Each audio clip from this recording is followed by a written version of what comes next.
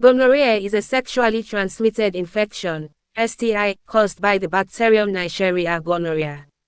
Understanding its progression is essential for early detection, treatment, and prevention. This talk covers the distinct stages of infection, from exposure through chronic complications. Incubation stage, days 1 to 5. What happens? The incubation stage begins immediately after exposure to the bacteria through sexual contact. During this period, the bacterium establishes itself on the mucous membranes of the urethra, cervix, rectum, or throat. Key features: no symptoms present, the person is unaware they've been infected. Bacterial multiplication, the organism actively reproduces at the site of infection. Contagiousness, the infected person can transmit the infection to partners during this stage. Duration, typically 1 to 5 days, though some people show symptoms within 24 hours. Clinical significance, many people don't seek testing during this stage because they feel well. This is why regular STI screening is important for sexually active individuals. Partner notification becomes crucial if infection is later confirmed. Acute stage, days 5 to 14. What happens? Once symptoms appear, the infection enters the acute stage. This is when the inflammatory response becomes noticeable and symptoms emerge. Symptoms in different genders. In men, urethritis, inflammation of the urethra. Purulent urethral discharge, thick, yellow-green pus. Dysuria, burning or pain during urination. Urinary frequency and urgency. Discomfort or mild pain in the genital area. In women, cervicitis, inflammation of the cervix. Vaginal discharge, yellow-green, sometimes scanty. Dysuria, pain during urination. Pelvic discomfort. Symptoms may be mild or overlooked. Bleeding between periods in some cases. In both genders, rectal infection, rectal discharge, pain, itching. Pharyngeal infection, sore throat, difficulty swallowing. Why this stage matters? Symptom onset prompts testing. People typically seek medical care during this phase. High infectivity, the person remains highly contagious. Treatment response, early diagnosis and treatment at this stage prevents progression. In women, symptoms may be subtle. This can lead to delayed diagnosis and complications. Untreated infection stage, weeks to 2 acts. What happens? If left untreated, the bacteria ascend from the initial site of infection to higher reproductive organs. This stage represents a critical turning point.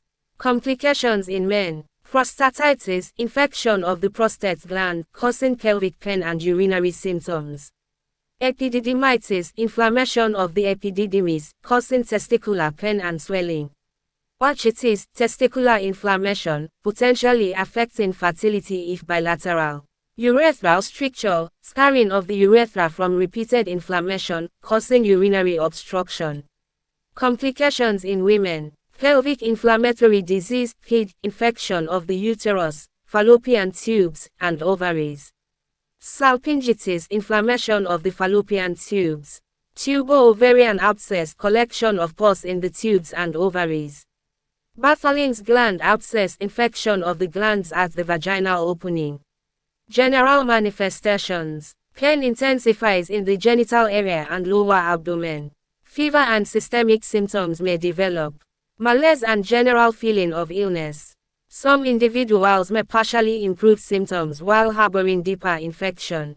Disseminated gonococcal infection, DGI, stage. What happens? In a small percentage of cases, the infection spreads beyond the reproductive organs into the bloodstream. This is a serious complication that requires immediate medical attention. Risk factors for dissemination. Certain strains of gonorrhea are more invasive. Immunocompromised individuals. Untreated PID in women. Timing of menstruation in women, increased susceptibility. Lack of early treatment. Manifestations of DGI. Gonococcal arthritis, dermatitis syndrome. Migratory joint pain, polyarthritis. Fever and chills. Skin lesions, typically on extremities. Small pustules on erythematous base. Tendon sheath inflammation and pain.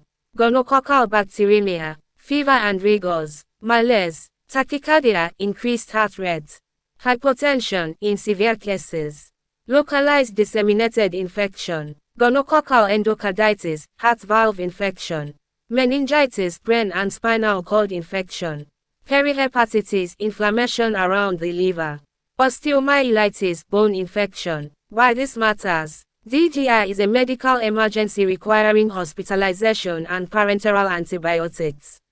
Can be life-threatening without treatment.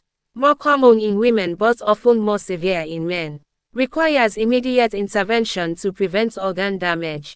Chronic, residual stage, months to years. What happens? Even after the acute infection subsides or in cases of persistent low-level infection, lasting complications can develop. These represent the long-term consequences of untreated gonorrhea. Long-term complications in women, chronic pelvic inflammatory disease, ongoing inflammation and scarring of reproductive organs. Infertility, scarring of fallopian tubes blocks egg passage. Ectopic pregnancy, fertilized egg implants outside the uterus due to tubal damage. Chronic pelvic pain, ongoing discomfort from adhesions and scarring. Tubal factor infertility, reduced fertility even if complete blockage doesn't occur. Long-term complications in men, urethral strictures, progressive narrowing of the urethra from scarring. Chronic prostatitis, persistent inflammation and infection of the prostate. Infertility, low sperm counts or motility issues from epididymal damage. Erectile dysfunction, secondary to chronic pelvic inflammation or psychological factors. General long-term effects, psychological impact, anxiety, depression, or relationship strain. Reduced quality of life, chronic pain affecting daily activities. Fertility challenges, seeking assisted reproductive technologies. Recurrent infections, increased susceptibility to reinfection if immune response is suboptimal. Neonatal infection, newborn complications.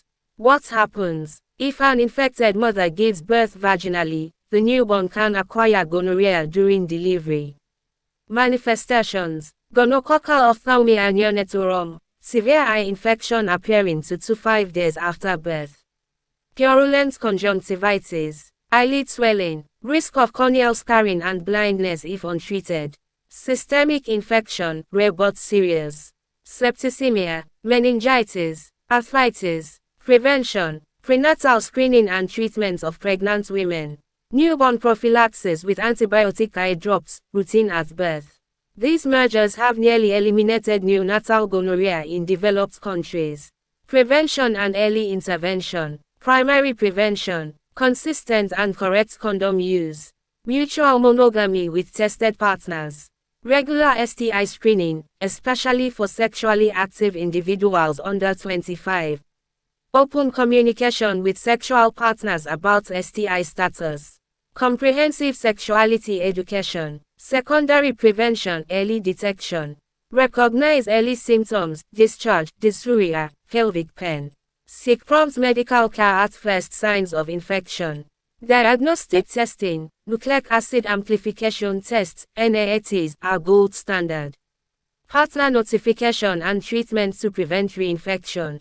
Treatment: antibiotics, typically ceftriaxone, sometimes with azithromycin. Treatment must address potential co-infections like chlamydia. Abstinence from sexual activity until completion of treatment. Partner treatment is essential. Follow-up testing may be recommended.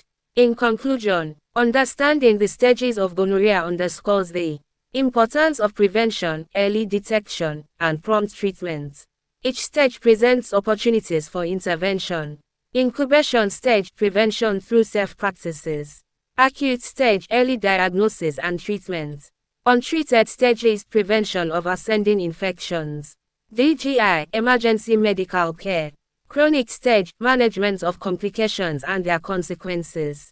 Early detection and appropriate antibiotic treatment can interrupt progression at virtually any stage. However, with increasing antibiotic resistance, prevention remains the most reliable strategy. Regular screening, safe sexual practices, and partner communication are your best tools for avoiding the complications of gonorrhea.